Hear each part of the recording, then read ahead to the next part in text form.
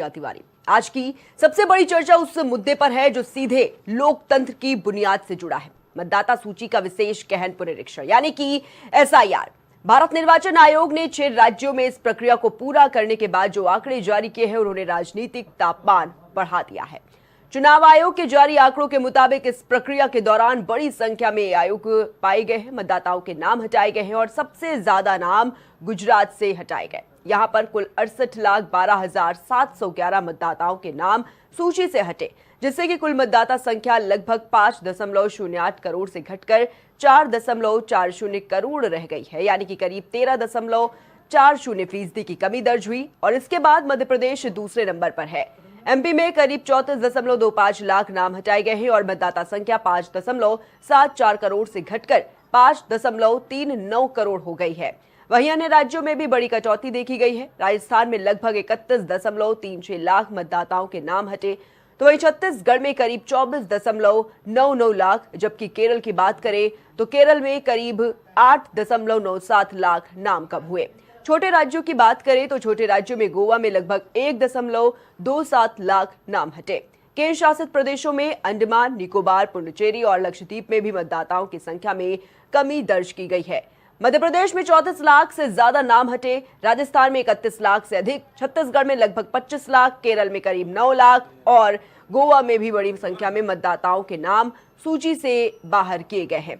आयोग का यह कहना है कि यह प्रक्रिया मृत, स्थानांतरित या अयोग्य मतदाताओं को हटाकर सूची को शुद्ध करने के लिए है, ताकि चुनाव निष्पक्ष और पारदर्शी हो। लेकिन विपक्ष सवाल उठा रहा है, क्या इतनी बड़ी संख्या में नाम हटने के पीछे सिर्फ तकनीकी कारण है या कहीं वैध मतदाताओं के अधिकार प्रभावित हुए हैं? क्या हर हटाए गए मतदाता को नोटिस दिया गया? क्या उन्हें अपील का पूरा अवसर मिला? और क्या इस पूरी कवायद की स्वतंत्र निगरानी हुई है? तो सबसे अहम सवाल, जब चुनावी राज्य और राजनीतिक समीकरण दांव पर हो तब मतदाता सूची में बड़े पैमाने पर बदलाव क्या संदेह पैदा करते हैं? क्या ये लोकतंत्र की सफाई है या फिर सियासी रणनीति है? आज सत्ता और विपक्ष आमने सामने होंगे, आंकड़ों की पड़ताल होगी, प्रक्रिया पर सवाल होंगे और जवाब भी मांगे जाएंगे, क्योंकि लोकतंत्र में एक वोट की कीमत होती है और जब लाखों नाम सूची से हटते हैं तो सवाल उठना भी स्वाभाविक है। तो सीधे तौर पर देखिए, जो नाम हटे हैं एसआईआर प्रक्रिया के दौरान, उस पर लगातार सवाल उठाए जा रहे हैं। विपक्ष भी साफ तौर पर तमाम तरह के सवाल उठाता हुआ नजर आ रहा है। और सीधे तौर पर देखिए, अगर बात करें तो विपक्षी दलों का ये कहना है कि इसमें सीधे तौर पर गड़बड़ी की गई है।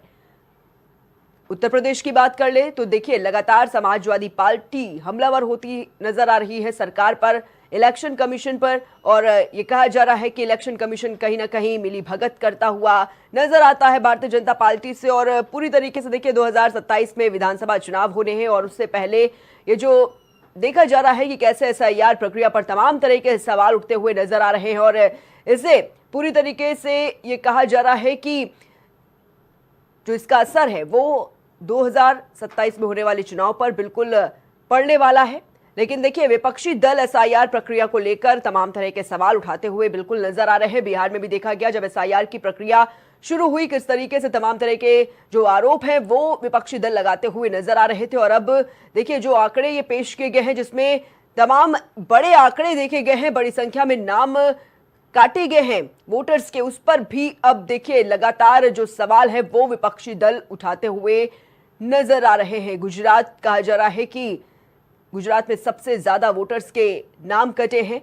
यूपी, बंगाल और तमिलनाडु में भी देखिए एसआईआर की प्रक्रिया जो है वो जारी, और इसी पर जो नाम घट रहे हैं, फॉर्म 7 पर भी देखा गया किस तरीके से तमाम तरह के जो सवाल है वो भी उठाते हुए विपक्षी दल जो है वो नजर आ रहे थे। ये कहा जा रहा था कि कुछ लोगों को तो पढ़ना नहीं आता, लिखना नहीं आता, लेकिन देखिए वो भी कैसे फॉर्म 7 लेकर पहुंच रहे हैं। जो अंगूठा छाप है, जिनको सिग्नेचर करना तक नहीं आता, वो फॉर्म लेकर पहुंच रहे हैं। तो कहीं ना कहीं सीधे तौर पर गड़बड़ी है, बड़े स्तर की गड़बड़ी है और जो चुनाव है उस पर एक बड़ा असर पड़ता हुआ नजर आएगा। समाजवादी पार्टी भी आरोप लगा रही है कि उसके जो कोर वोट बैंक है उसको काटने की कोशिश की जा रही है, पीडीए को काटने की कोशिश की जा रही है। और सीधे तौर पर सरकार पर ये जो सवाल है वो उठाते हुए जो विपक्षी दल हैं वो नजर आ रहे हैं।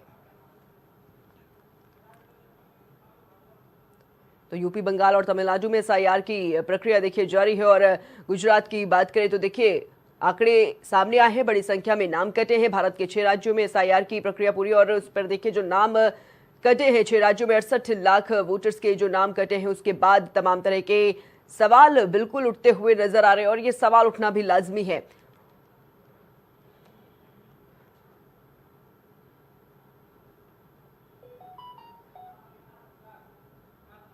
तो सबसे अहम सवाल कि जब चुनावी राज्य और राजनीतिक समीकरण दांव पर हो, तब मतदाता सूची में बड़े पैमाने पर बदलाव क्या संदेह पैदा करते हैं? क्या ये लोकतंत्र की सफाई है या फिर की सियासी रणनीति है? सत्ता और विपक्ष देखिए किस तरीके से इस पर बयानबाजी करते हुए नजर आ रहे हैं। विपक्ष एक तरफ तमाम तरह के आरोप लगाता हुआ नजर आ रहा है, तो कैसे इस पर जो जवाब है वो देने का काम यहाँ पर सरकार भी कर रही है। और सीधे तौर पर देखिए आरोप प्रत्यारोप का जो सिलसिला है वो बिल्कुल जारी है। बिहार से देखा गया कैसे इसकी शुरुआत हुई, और जो राज्यों में जो एसआईआर की प्रक्रिया हो रही थी उस पर कैसे तमाम तरह के अब जो सवाल है वो उठते हुए नजर आ रहे हैं।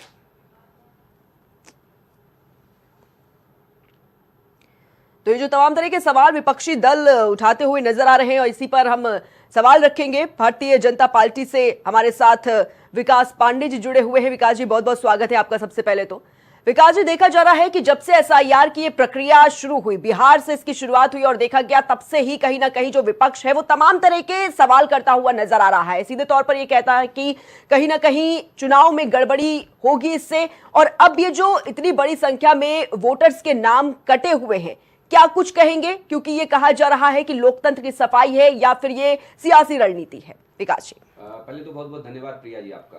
प्रिया जी, जिस तरीके से आपने देखा होगा कि उत्तर प्रदेश सहित 9 राज्यों में एसआईआर की प्रक्रिया चालू हुई, और डे 1 से जिस तरीके से बिहार के सेट नैरेटिव को उत्तर प्रदेश, मध्य प्रदेश, छत्तीसगढ़ में और केरल में, राजस्थान में प्रसारित करने का काम विपक्ष ने किया, ये सोची समझी रणनीति है उनकी। वो जानते हैं कि उनके पास कोई मुद्दा नहीं है आज सरकार के खिलाफ लड़ने का, इसलिए वो देश के खिलाफ लड़ते हैं। वो एसआईआर जैसी एक वैधानिक प्रक्रिया उसके खिलाफ लड़ते हैं। ये बहुत छोटी बात नहीं है कि हमने डिबेट में एक टॉपिक उठाया कि एसआईआर पे विपक्ष के अपने कंसर्न है, उनको विपक्ष लेकर के आ रहा है, बस उनके कंसर्न है। वो कंसर्न मात्र नहीं है प्रिया जी। प्रिया जी, ये समझना पड़ेगा आपको, वो एक सोची समझी साजिश है विपक्ष की भारत के लोकतंत्र को कमजोर करने की। क्या ये नैतिक जिम्मेदारी नहीं है किसी भी चुनाव आयोग की, किसी भी व्यक्ति की, किसी भी दल की, कि वो भारत की वोटर लिस्ट को शुद्ध होने दे?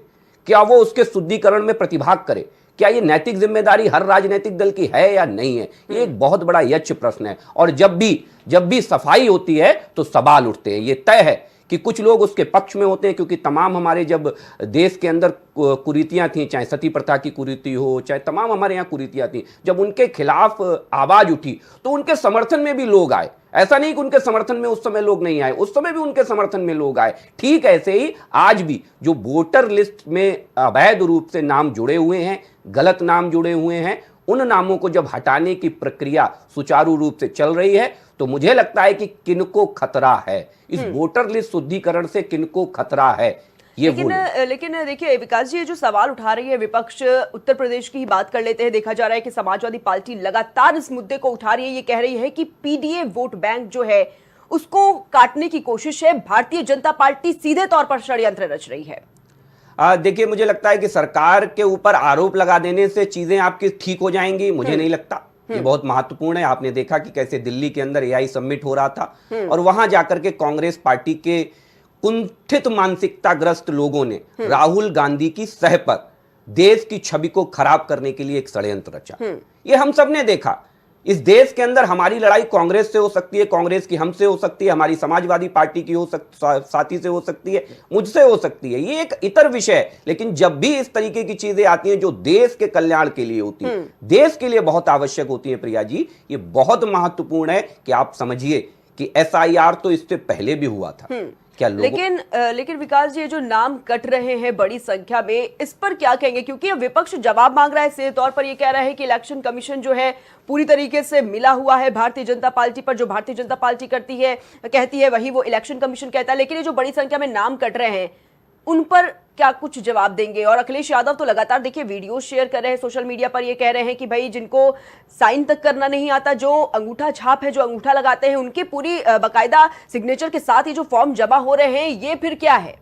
फॉर्म 7 को लेकर आप भी देख रहे हैं ये सवाल तमाम उठाए जा रहे हैं। बिल्कुल बिल्कुल, देखिए बहुत महत्वपूर्ण विषय आपने छेड़ा है प्रिया जी, फॉर्म 7 का। फॉर्म 7 की पहले वैधानिकता को हम सबको समझना पड़ेगा कि फॉर्म 7 की प्रक्रिया है तो है क्या। फॉर्म 7 कोई ऐसा नहीं है कि एसआईआर के बाद आया हो या एसआईआर प्रक्रिया को ध्यान में रखते लाया गया हो। ये चुनाव आयोग की निरंतर चलने वाली प्रक्रिया का हिस्सा है। फॉर्म 6, 7, 8 भरे जाते हैं। फॉर्म 6 नवीन मतदाता के लिए या वोट बढ़वाने के लिए भरा जाता है। फॉर्म 7 वोट कटने के लिए भरा जाता है, वोट काटने के लिए भरा जाता है। दूसरी बात, फॉर्म 8 संशोधन के लिए उपयुक्त होता है कि आपका पता गड़बड़ है, आपके नाम में कोई दिक्कत है तो उसका उपयोग होता है। अब यहां पर आती है फॉर्म 7। फॉर्म 7 भरने का अधिकार उस विधानसभा में रहने वाले हर व्यक्ति को है।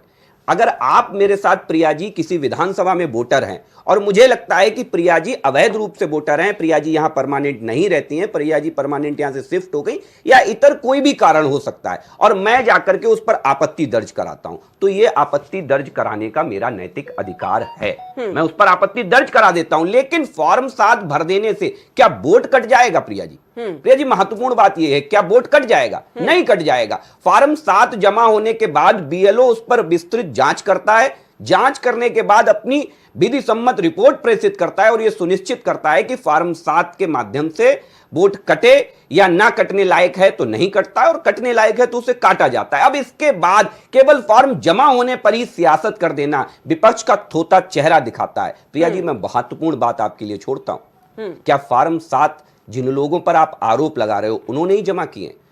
चुनाव आयोग के आंकड़े हैं कि समाजवादी पार्टी के बीएलए ने भी फॉर्म 7 जमा किए हैं। वो किसका वोट कटवा रहे थे जरा बता दें समाजवादी पार्टी के लोग। इस पर नहीं कोई जवाब आएगा उनके साथ।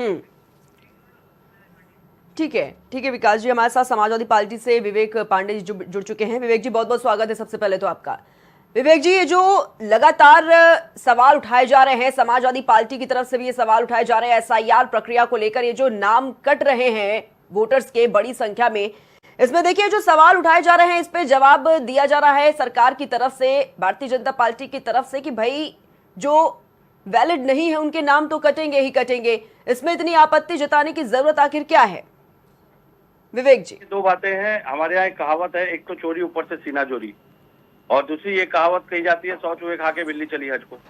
आज जिस तरह से हम चुनाव आयोग पे अगर प्रश्न खड़े करते हैं और भाजपा के प्रवक्ता या भाजपा के नेतागण आकर के उस पर सफाई पेश करते हैं, तो ये संदिग्ध स्थिति और कटघरे में स्वयं को खड़ा करने का काम करते हैं। समाजवादी पार्टी ने सीधे आरोप नहीं लगाए हैं, आरोप लगाए हैं उन्हीं बीएलओज ने जो कि चुनाव आयोग के अंतर्गत चुनाव आयोग के लिए काम कर रहे हैं और इस समय सरकार के कर्मचारी। सबसे बड़ी बात यह है कि उनका जो स्वायत्त अधिकारी है सीधे सीधे डीएम है। और सीतापुर, चंदौली, गाजीपुर, फतेहपुर में जिस तरह से बीएलओज ने लगातार शिकायतें दर्ज कराई, बाकायदा वीडियो बनाए, अपने मौके से वीडियो बनाए, अपने साथ हुई मारपीट की घटनाओं के परिप्रेक्ष्य में उन्होंने भाजपा के पदाधिकारियों का नाम लिया, तो मैं तो बड़ा स्पष्ट रूप से ये जानना चाहूंगा कि भाजपा के पदाधिकारी क्यों इसमें इन्वॉल्व हो रहे हैं भाई? क्षेत्रीय स्तर पे भाजपा के पदाधिकारी बीएलओज के साथ मारपीट क्यों कर रहे हैं फॉर्म 7 को नाम कटवाने को लेकर के? सीतापुर के महोली में एक बीएलओ ने आरोप लगाया कि 63 जीवित मतदाताओं के मृत नाम बता करके फॉर्म 7 जमा किए गए थे। जब उसने जांच की तो सभी जीवित पाए गए और फॉर्म जमा करवाया गया बीजेपी जिलाध्यक्ष के निर्देश पे। तो आप ये बताइए ना कि बीजेपी को क्या दिलचस्पी है कि जीवित लोगों को मृत बता रही है, मृत लोगों को जीवित बता के फॉर्म 7 का दुरुपयोग करवा रहे हैं। जिस प्रकार से रायबरेली में मारपीट इन्होंने की और बीएलओ ने मौके से वीडियो बनाया, पूछे क्या एफआईआर दर्ज की इन्होंने अपने पदाधिकारी को, कोई नोटिस जारी की कि क्यों आप चुनाव आयोग के कार्य में हस्तक्षेप कर रहे हैं? देखिए, चुनाव अगर अपनी क्षमता पे लड़ना हो तब तो चुनाव आयोग का नाम हटा करके सामने आकर के मैदान में हाथ से हाथ लगा के लड़े। लेकिन जिस प्रकार से भाजपा चुनाव आयोग की आड़ में अपनी नाकामी और नकारेपन को छुपाते हुए चुनाव लड़के चुनाव जीतने का, प्रभावित करने का प्रयास कर रही है, ये साफ साफ चुनाव आयोग की प्रक्रिया पे डकैती डालने समान है। जिस प्रकार हमीरपुर की बात करिए, चाहे बांदा की बात करिए, मेरठ की बात करिए, चुनाव आयोग तो लगातार बीएलओ शिकायत कर रहा है और बीएलओ की किसी शिकायत पे राज्य प्रशासन ने क्या कोई एफआईआर दर्ज की अभी तक किसी एक अधिकारी की या अपने बीजेपी के पदाधिकारी पे? तो विकास जी बैठ करके बातें अच्छी लच्छेदार बातें कर सकते हैं, लेकिन इनके बीएलओ, सरकार के बीएलओ ही इनके लोगों की सत्यता को उजागर कर रहे हैं। और वास्तविकता यह है कि देखिए पुनः यह स्थिति बढ़ेगी। 6 मार्च 26 कर दी गई है। मैं आपको बड़ी जिम्मेदारी से बता रहा हूं कि ये अप्रैल तक कम से कम डेट बढ़ाई जाएगी, देख लीजिएगा आप इस बात। ठीक है विवेक जी। आपण ज्या व्यक्तीशी बोलत ठीक है आहात विकास जी, क्या कुछ जवाब देंगे जो तमाम तरह के आरोप लग रहे हैं? और अब तो देखिए खुले तौर पर 60 गांठ के ये जो आरोप लगते नजर आ रहे हैं और शुरुआत से ही देखा जा रहा था, और ये कोई नई बात नहीं है, कोई नया स्टेटमेंट नहीं आया है। विकास जी देखिए प्रिया जी, महत्वपूर्ण बात यह है कि मेरे साथी आए और आकर के एक लंबा चौड़ा वक्तव्य दे गए, लेकिन इसमें एक व्यवहारिक बात है, क्योंकि मैं जहां तक जानता हूं मेरे साथी एक वकील भी हैं। क्या उस बीएलओ ने एफआईआर दर्ज की, क्योंकि मारपीट जैसी घटना का जिक्र किया है प्रिया जी, क्या उस बीएलओ ने एफआईआर दर्ज कराने के लिए कोई एप्लीकेशन दी थाना अध्यक्ष को, एसपी को? नंबर एक बात। नंबर दूसरी बात, अब झूठ और सच के बीच में आ जाते हैं। अभी इसी एसआईआर प्रक्रिया के अंतर्गत अखिलेश यादव जी ने अपने ट्विटर अकाउंट से मैनपुरी का एक वीडियो पोस्ट किया और यह सुनिश्चित किया कि वहां पर बड़े पैमाने पर वोट काटे गए हैं और वोट काटे गए हैं वहां पर मैनपुरी में। लेकिन उसके कुछ ही घंटे भी नहीं बीते कि अखिलेश यादव ने वो वीडियो डिलीट कर दिया। जानते हैं क्यों डिलीट कर दिया? क्योंकि वो वीडियो पूर्णतः रूप से फर्जी था, वो मिथ्या से पूर्ण वीडियो था, इसलिए अखिलेश यादव ने स्वयं अपने ट्विटर पर डाला हुआ वीडियो डिलीट कर दिया। और ये एक बात नहीं है, हमारे साथी कई बार कहते हैं कि हमने कुछ एफिडेविट दिए थे अभी विधानसभा चुनाव के बाद, लोकसभा चुनाव के बाद। उन एफिडेविट में हम सबको मालूम है कासगंज में अमापुर विधानसभा को लेकर के समाजवादी पार्टी के 8 एफिडेविट प्राप्त हुए थे, जिनमें यह कहा गया था कि इन गलत लोगों के नाम काट दिए गए। 7 लोगों के नाम बाकायदा जांच में पाए गए, वोटर लिस्ट में उपस्थित थे। 1 लोगों का नाम इसलिए काटा गया था कि वो मृत था। क्या समाजवादी पार्टी ये सुनिश्चित करेगी कि उसने गलत एफिडेविट दिया? और वहीं का नहीं, जौनपुर में 5 लोगों का आपने एफिडेविट दिया, वहां भी सेम समस्या पाई गई। वहां उन लोगों के 5 लोगों के जिनके नाम काटे गए, वो लोग अनुपस्थित थे, वो लोग या तो मृत थे या वहां नहीं रह रहे थे। अब क्या करेगी समाजवादी पार्टी? तो झूठे आरोप लगा करके सरकार को घेरना और चोर चोरी करे और तमाम से भी तमाम बातें कर रहे हैं। तो बातें करने से यथार्थ में कोई चीज प्रमाणित नहीं हो जाती। मैं विनम्रता से कहना चाहता हूं प्रिया जी, आज का दिन, आज जहां हम बैठे हुए हैं, आज 22 फरवरी का दिन है। आज के दिन चुनाव आयोग की तरफ से विशेष अभियान हर बूथों पर एसआईआर को लेकर के चलाया जा रहा है। क्या समाजवादी पार्टी के, देखिए बहुत महत्वपूर्ण बात है ये, जब इस अभियान में आप हिस्सा लेंगे तो आप उसकी कमी और वैसी जो भी होगी उसे आप दूर कर पाएंगे, उसमें आप सुधार कर पाएंगे। केवल आरोप लगा देने से, मैंने अभी आपसे कहा कि फॉर्म 7 किसी व्यक्ति ने, अमुक व्यक्ति ने भरे तो वो गलत भरे, लेकिन समाजवादी पार्टी ने जो 50 फॉर्म, ये डेटा ऑथेंटिकेट डेटा है, 50 फॉर्म समाजवादी पार्टी ने जमा किए, तो वो 7 फॉर्म नंबर 7 किसके थे? ये बात समाजवादी पार्टी के लोगों को बतानी चाहिए। ठीक है विकास जी। विवेक जी, ये जो फॉर्म 7 को लेकर लगातार सवाल उठाए जा रहे हैं समाजवादी पार्टी की तरफ से, और अब ये कहा जा रहा है कि भाई इसका क्या कोई एविडेंस है कि ये बातें हवाई है कि भाई ये जो फॉर्म 7 है इसमें घपलेबाजी की जा रही है, जिन लोगों को साइन तक नहीं करना आता, देखिए अंगूठा छाप है, वो लोग भी फॉर्म 7 जमा कर रहे हैं, ये एविडेंस की मांग कर रहे हैं। जी बोलिए विवेक जी। प्रिया जी, हाँ। सबसे बड़ी बात है विकास पांडे समझ नहीं पा रहे हैं कि वो कटघरे में खड़ा किसको कर रहे हैं। वो कटघरे में अपने प्रशासन को ही खड़ा कर रहे हैं। मैंने पहले स्पष्ट किया कि ये आरोप बीएलओज ने लगाए हैं, समाजवादी पार्टी तो अभी शुरू तक नहीं कर पाई है, और बीएलओज के आरोप को ये नकार रहे हैं, तो बीएलओ की मौतों को भी नकार रहे थे। हाँ। लेकिन बीएलओ की मौतें हुई ना? किसी एक बीएलओ की मौत की जांच हुई? नहीं हुई ना। तो अपनी नाकामियों को खींच निपोर के नकारना ये भाजपा के चरित्र में आ चुका है। लगातार जिस तरीके से चुनाव आयोग पे डकैती डाल रहे हैं, चुनाव आयोग की प्रक्रिया को डकैत करके हाईजैक कर चुके हैं ये लोग लगातार बीएलओ के ऊपर जिस तरह से दबाव बना रहे हैं, ये नहीं स्वीकार करेंगे। इनके भाई चुनाव आयोग फॉर्म 7 देना चुनाव आयोग का काम है। झांसी में इनके घर, विधायक के घर से फॉर्म 7 कैसे मिल रहा था? मैं तो पूछ रहा हूँ। सरोजनी नगर में 20,000 से अधिक चुनाव आयोग के फॉर्म 7 इनके विधायक क्यों प्रिंट करा रहे थे? तो इन सारी बातों का जवाब भाजपा नहीं देगी। भाजपा बड़े मुस्कुरा करके, जलेबी बना करके, अरे नहीं ये तो पारदर्शी प्रक्रिया, विपक्ष आरोप, तो करिए ना कार्रवाई एफआईआर दर्ज करके, विपक्ष के लोगों पे एफआईआर दर्ज कराइए ना, कौन रोक रहा है? सबसे बड़ी बात, एफआईआर दर्ज कराएंगे तो इनका सत्य सामने आ जाएगा। और बीएलओ के आरोप की शिकायतों की जांच अगर करेंगे तो इनके पदाधिकारी फंस जाएंगे। तो ये सरकार भी इनकी, तंत्र भी इनका, पुलिस भी इनकी, कार्रवाई भी इनको करनी है। लेकिन समाजवादी पार्टी सरकार चला रही है, ऐसा प्रतीत होता है कि विकास जी मान के बैठ गए कि पार्टी तो समाजवादी पार्टी सरकार चला रही है उत्तर प्रदेश में।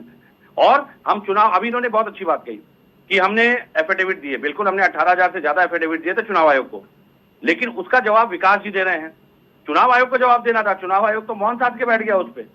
और मऊ में, घोसी में हमारे राजीव राज जी ने 12,000 से अधिक एफिडेविट के साथ बाकायदा कटे हुए लोगों के जो नाम की लिस्ट थी वो जारी की।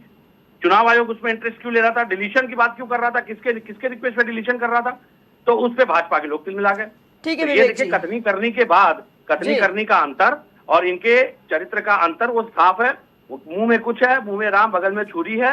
जिस प्रकार इन्होंने राम भक्तों को धोखा दिया, सनातन को धोखा दिया, धर्म को धोखा दिया, ये तो चुनाव आयोग है। अगर ये ना हो तो इनकी हैसियत नहीं है चुनाव जीतने की। ठीक है विवेक जी, विकास जी के पास जाना चाहूंगी, लेकिन उससे पहले वरिष्ठ पत्रकार हमारे साथ पंकज रस्तोगी जी भी जुड़ चुके हैं। पंकज जी, बहुत बहुत स्वागत है आपका।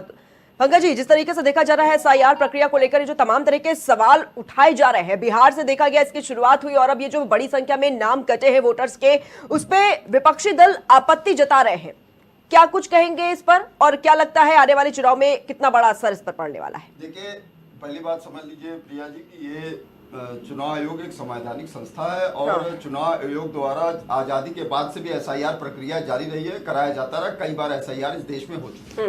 आईआर भी आईआर। हाँ, तो वो वही उसी का ही एक रूप है वो, और ये किया जा चुका है। और दूसरी बात है कि देश में लोकसभा चुनाव के दौरान 97 करोड़ वोटर थे। 97 पूरे देश के 28 राज्य और 8 केंद्र शासित राज्यों को मिला के 97 करोड़ वोटर थे। 97 करोड़ में करीब 47 प्लस के करीब 47.5 करोड़ महिलाएं और बाकी पुरुष महिलाएं, ये एक आंकड़ा रहा है। तो ये इतने बड़े देश में और इतने बड़े देश में इस तरह से एसआईआर कराना, गहन पुनरीक्षण अभियान कराना, ये चुनाव आयोग का कर्तव्य है और चुनाव आयोग उस जिम्मेदारी से बच नहीं सकता। चुनाव आयोग एक संवैधानिक संस्था है, उसी के द्वारा ये कार्य कराया जाता है। और ये बाकायदा जिस तरह से भी राज्यों में, कई राज्यों में चुनाव आयोग ने अभी 6 राज्यों में ये काम पूरा भी कर लिया है। तो ये बाकायदा उसमें 68 लाख नाम कटे और बाकायदा उसके लिए प्रक्रिया जारी है। और उत्तर प्रदेश में भी ये प्रक्रिया जारी है। उत्तर प्रदेश में 15 करोड़ 8 लाख वोटर थे। 15 करोड़ 8 लाख वोटर में 2 करोड़ 82 लाख वोटर के नाम कट गए।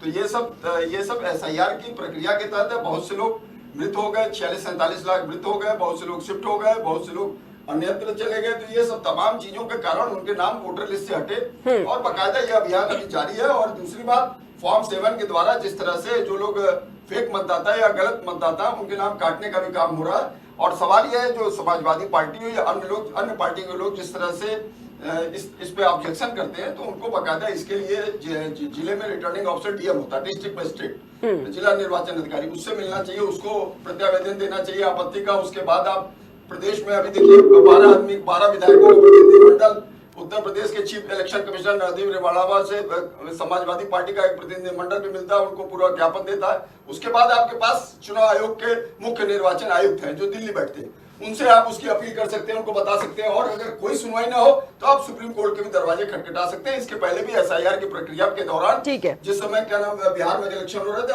अब विपक्ष के लोग, इंडी गठबंधन के लोग सुप्रीम कोर्ट भी गए थे, लेकिन सुप्रीम कोर्ट ने संवैधानिक संस्था के कार्यों में हस्तक्षेप करने से एक तरह से इनकार कर दिया। बस खाली उसने एक सुझाव दिया कि आप जो है ये 12 चीजों के अतिरिक्त आप उसको भी ले सकते हैं, आधार कार्ड को भी ले सकते हैं, इस तरह की चीजें हुई।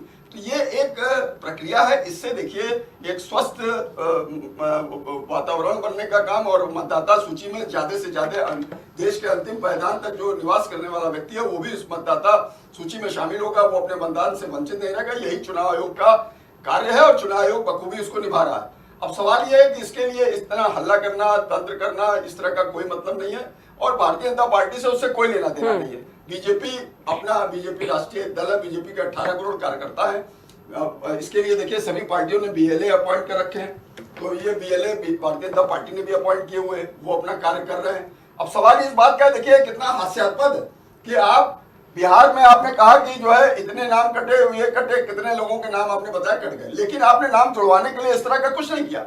आपने आपके बीएलए हाथ पे हाथ धरे बैठे रहे, आप नए लोगों के नाम तो जुड़वाते, आपने नहीं जुड़वाया। फॉर्म 6 के जरिए आपने नहीं जुड़वाया। आपने क्या नाम, उसमें जो लोग वंचित थे उनका नाम कटवा, जो लोग के नाम अगर कट गए थे, वो जीवित थे या कहीं नहीं शिफ्ट हुए थे, उनके नाम किन्हीं कारणों से कट गए थे, उसको प्रत्यावर्तन देके करते, लेकिन आपने इस तरह का कुछ नहीं किया। सिर्फ वो हल्ला मचाने के सिवा और एक प्रक्रिया को बाधित करने के सिवा एनडीए गठबंधन के लोग और कोई कार्य नहीं करते हैं। राहुल गांधी किस तरह का कृत्य करते हैं, जो लीडर ऑफ अपोजिशन है, ये सबने देखा है, वो बकायदा इस तरह की चीजें करते हैं। चुनाव आयोग ने तो उनसे हलफनामा मांगा था, लेकिन उन्होंने नहीं दिया, क्योंकि वो जानते थे कि अगर हलफनामा गलत निकलेगा तो वो सजा के भागीदार बनेंगे। तो इस तरह की प्रक्रिया में, दोषपूर्ण प्रक्रिया में इस तरह का नहीं, आपके लिए सारा तंत्र खुला हुआ है, पूरा प्रशासन बैठा हुआ है आप उसमें सब कुछ दीजिए, सिर्फ धरना प्रदर्शन डेमोन्स्ट्रेशन करने से नहीं होगा। संसद के कार्य को बाधित करना, संसद में एसआईआर के मुद्दे पे जबरदस्ती, ठीक है पंकज जी, ठीक है, आप संसद में बहस करिए, संसद में एसआईआर मुद्दे पे बहस नहीं, ठीक है पंकज जी, ठीक है। इसलिए इस तरह के कृत्य से विपक्ष को भी बचना ठीक है चाहिए। विकास जी, सारा तंत्र आप उनके विकास जी, ऊपर- Akhilesh Yadav social media platform x पर ट्वीट करते हैं और पोस्ट करते हुए वो लिखते हैं कि फर्जी फॉर्म 7 में जितने भी नाम दिखे वो सब पीडीए है, पिछड़े हैं, दलित है, अल्पसंख्यक है, मुस्लिम है। और देखिए एक पूरी सूची वो जारी करते हैं, कहीं कुर्मी, कहीं पटेल, कहीं पाल, कहीं मौर्य, कहीं लोध, कहीं लोधी, कुर्मी, यादव, पासी, पासवान, तमाम एक बहुत बड़ी एक सूची जारी कर देते हैं। सीधे तौर पर कहीं ना कहीं ये कहना है कि पीडीए पर निशाना साध रही है, टारगेट कर रही है, और उतना ही जो उनके कोर वोट बैंक है उसको पूरी तरीके से मिटाने की कोशिश जो है वो भारतीय जनता पार्टी कर रही है फॉर्म 7 के जरिए।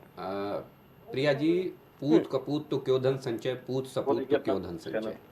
तो समाजवादी पार्टी के ऊपर ये कहावत बहुत हद तक सही बैठती है।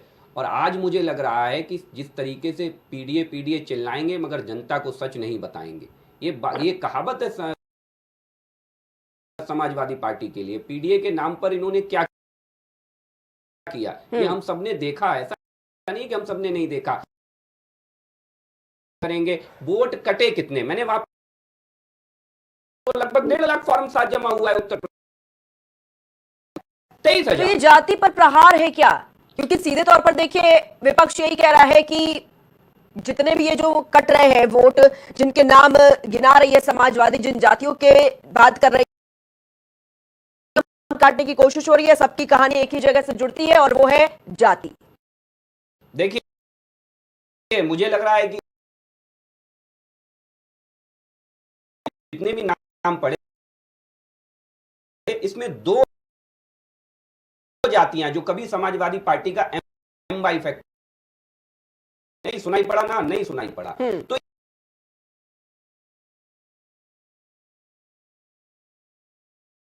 को मैंने हमेशा कहा, हमारे माननीय मुख्यमंत्री 80 को बंटवारा करना है और 20 तो हमारा है, तो उस पद्धति पर काम कर रही है समाजवादी पार्टी। अगर इसके अंदर लगभग 1.5 लाख फॉर्म 7 समाजवादी पार्टी के लोगों ने भी जमा किया, उन्होंने भी जमा किया, तो ये किसके कटवा रहे थे? मैंने सवाल छोड़ा कि ये भी बता दें कि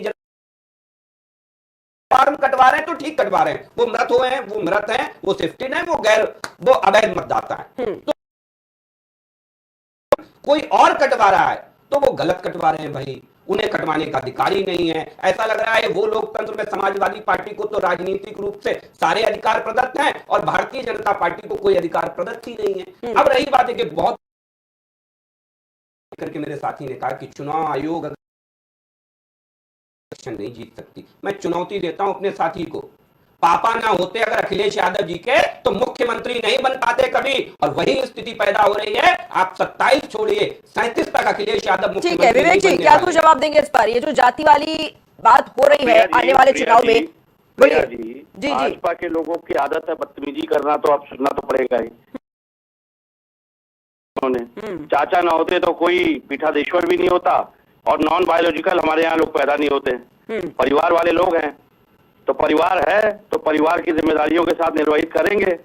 अब इनकी तरह भगौड़े तो है नहीं जो घर परिवार की जिम्मेदारियां छोड़ करके घर छोड़ के भाग लें। मुझे लगता है भाजपा के प्रवक्ताओं को तमीज सीखनी चाहिए। एक दिवंगत राष्ट्रव्यापी नेता के परिप्रेक्ष्य में जब कुछ कहा जाता है तो एक इस तरह से विकास पांडे बार बार अपनी बदतमीजी करते हैं मंच पे बैठ करके।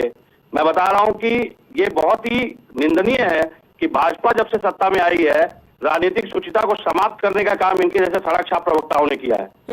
मुझे दुख, बुद्धिजीवी वर्ग से आने वाले लोग इतनी घटिया स्तर की शब्दावली का प्रयोग करते हैं एक राष्ट्रव्यापी नेता के लिए। और अगर इसी तरह की राजनीति बोलिए, हम इनके राजनीतिक लोगों के परिवारों पे आक्षेप लगाना शुरू करें। नहीं, रुक जाइए, मैं आपको तीसरी बार चेतावनी, सुनिए, और हम अगर कहते हैं तो यही तो मैं कह रहा हूं कि आप फॉर्म 7 अगर भरे तो वो मैं तो ठीक कटवा रहा हूं, लेकिन वही फॉर्म 7 अगर अन्यंत्र कोई नहीं भरे तो वो गलत कटवा रहा है। फॉर्म 7 के नाम पे बात करिए और मुद्दे पर बताइए क्या कि हम आपको साबित हुए कि नहीं हुए, जौनपुर भाजपा के सदर लोगों का विधानसभा के BLO 500 एफिडेविट गलत साबित हुए कि प्रिया नहीं जी, हुए, BLO तो भाजपा झूठ के का लोगों पे आरोप प्रपंच क्यों लगा रच रहे करके हैं? राजनीति और करना इनको बंद बोलिए करे जरा तमीज से समाजवादी अपनी आवाज पार्टी। बंद रखे पहले। इनका टर्न हो गया, मैंने नहीं बोला था बीच में इनके। विवेक, पहले देखिए डिबेट ये करना कहा जा रहा है बोलिए कि कि अपनी मीडिया भाई से फॉर्म ले। 7 को लेकर समाजवादी पार्टी लगातार आरोप लगा रही है, एविडेंस कोई है नहीं और ये हवाई बातें हैं। जाति के नाम पर evidence की एक बात जहाँ लंबी तक है, चौड़ी सी प्रिया जी। सूची जारी कर दी जाती है सोशल मीडिया पर, लेकिन एविडेंस कहाँ पर है? प्रिया जी, जी मैं कह रहा हूं कि अगर एविडेंस नहीं तो हम सूची कहां से दे? आपकी एविडेंस नहीं, वो एविडेंस क्यों नहीं माने जाएंगे जब ये लोग खुद आकर के शिकायत कर रहा है इनके लोक पदाधिकारियों की? मैं पूछ रहा हूं, पंकज जी बैठे हैं, अगर बीएलओ खुद वीडियो बना करके जारी कर रहा है कि मेरे ऊपर दबाव है, मेरे साथ मारपीट कर रहे हैं भाजपा के लोग, इसका संज्ञान सरकार क्यों नहीं ले रही है?